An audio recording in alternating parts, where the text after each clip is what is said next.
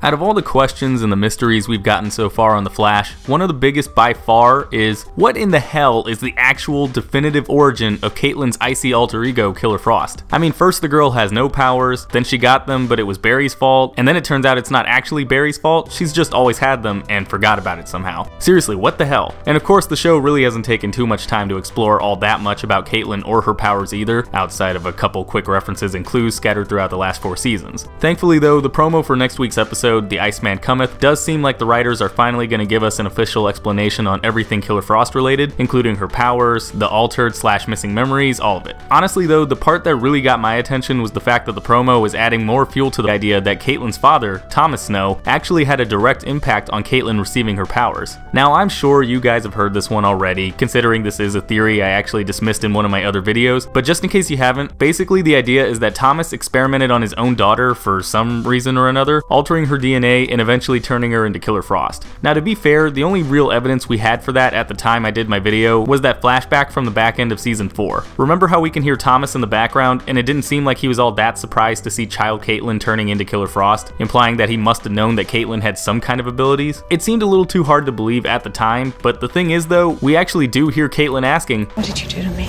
apparently confirming that Thomas did in fact do some kind of experiments on her. So case closed, right? Thomas is an asshole, he messed up Caitlyn, and we don't need to see the next episode now?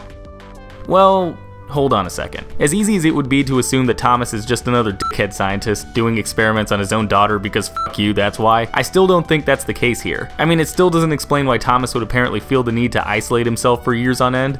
I quarantined myself for everyone's safety. Plus, like I covered in my other Killer Frost video, this thing about experimenting on his own kid really doesn't gel with what all we've heard about Thomas so far. Tell me about your father. My dad? He was the best. Loving, supportive, always pushed me to get smarter.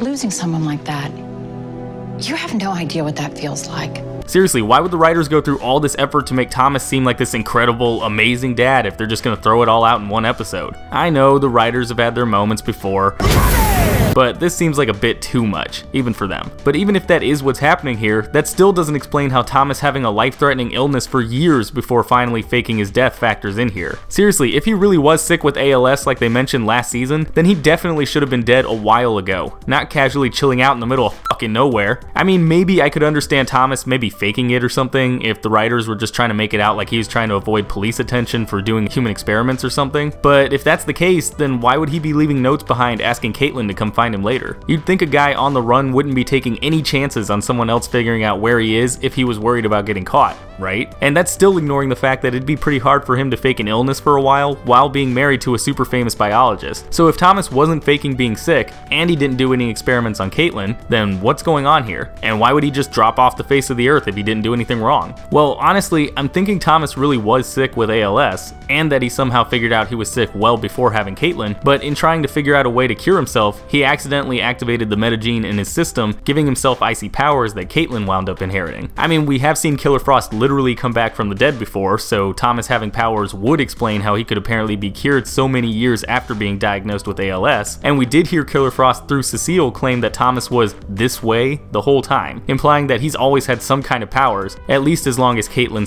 / Killer Frost have been around. I found Thomas.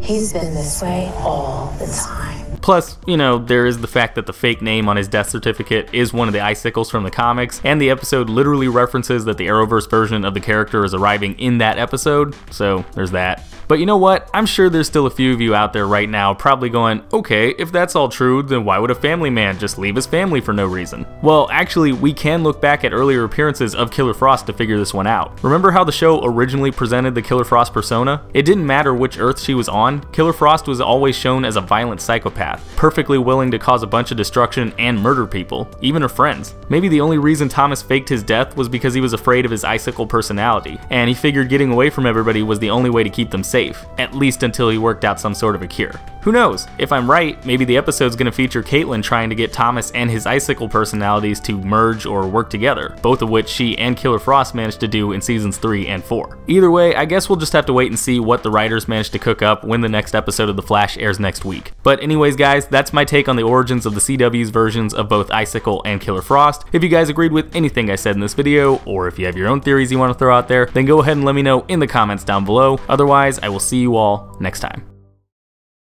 Hey, thanks for watching. If you like this video, then go ahead and click that like button, and if you're new, maybe consider clicking that subscribe button too. I've also got links to my Facebook, Twitter, Twitch, Instagram, and Patreon in the description. You should probably check those out too. And if you want to see more of my content, then you can click the link to my last video. It's right there in the middle of your screen.